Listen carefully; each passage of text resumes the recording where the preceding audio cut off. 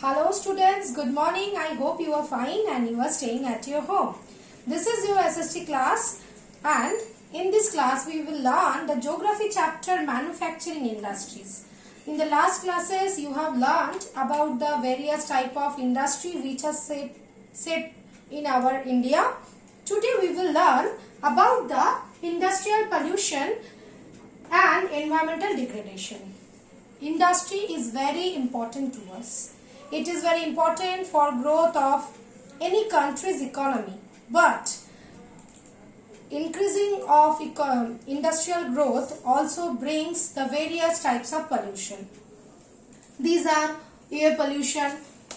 Look at the board, you can see air pollution, water pollution, land pollution and sound pollution. So today we will learn how the pollutions are according with the industries grown day by day and how we can control the environmental degradation. So start with the first one, that is air pollution. The undesirable gases which are added in our atmosphere due to various industry like brick lanes, refineries, sprays, paper factories, smelting plants, burning of fossil fuels in big and small factories that ignore pollution norms. They added suspended particulate matter as well as SO2, sulfur dioxide gas, carbon monoxide, smoke and sprays, mist as well. And you know these are not good for our health. These air pollution adversely affect human health, animals, plants, buildings and the atmosphere as a whole. So we have to reduce this amount of air pollutant.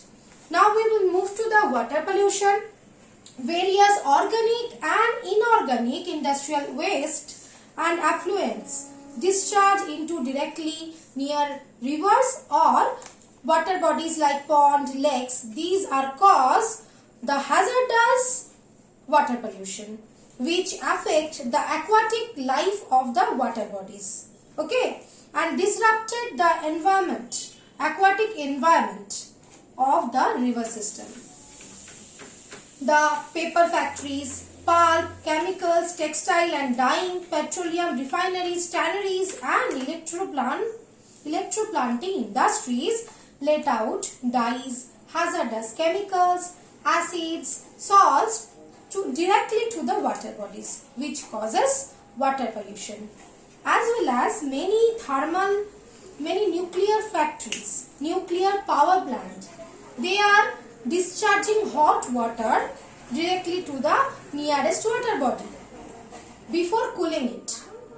Okay, so these are also very hazardous to our environment.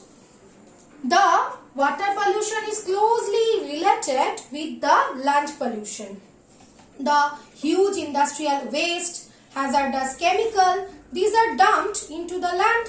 So it also degraded the soil quality.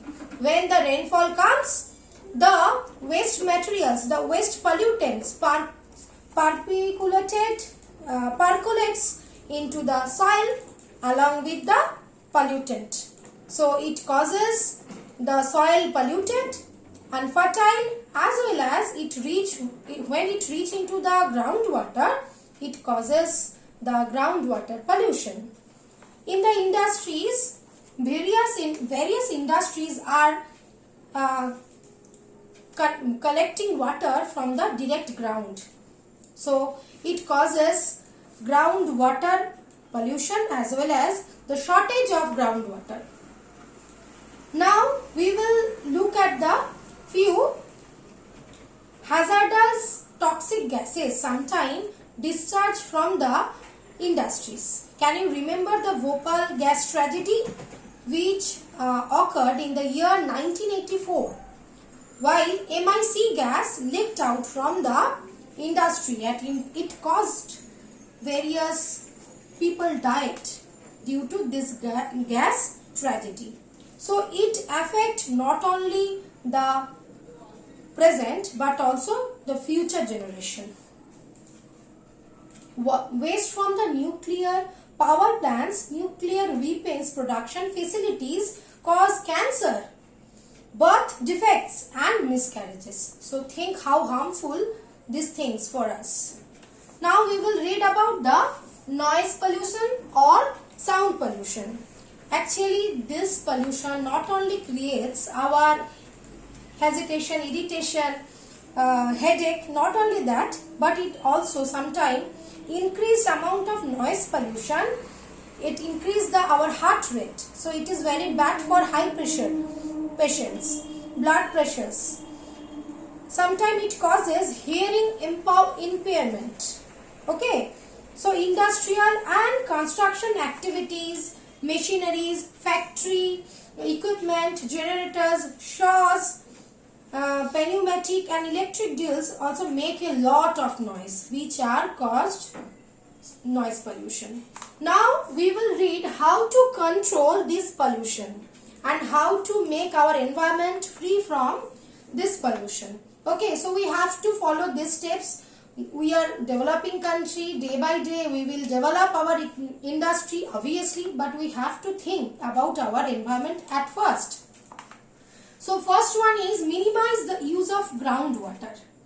Okay, we have to use the rainwater. At the time of rainfall, we can arrange the rain water harvesting system. So when we need the water, we can take the water from that plants. Okay. Next, treating hot water and the effluents before releasing them in rivers, we have to treat them by 3 steps. The steps are written in your book. Primary treatments, secondary treatments, tertiary treatments. These treatments are step by step we have to follow. That means the factories have to follow, and this procedure reduces the amount of pollutant in the water. Overdrawing of groundwater directly controlled by the government. Okay. Particulate matter in the air can be reduced by fitting smokestacks to the factories with electrostatic precipitors, fabric filters, scrubbers and interstitial separators. Smoke can be reduced by using oil or gas instead of coal in factories. Efficiency reduce of noise can be used by from personal use of earplug and earphones. Okay. So challenge of sustainable development requires integration of economic development with environmental concern. NTPC.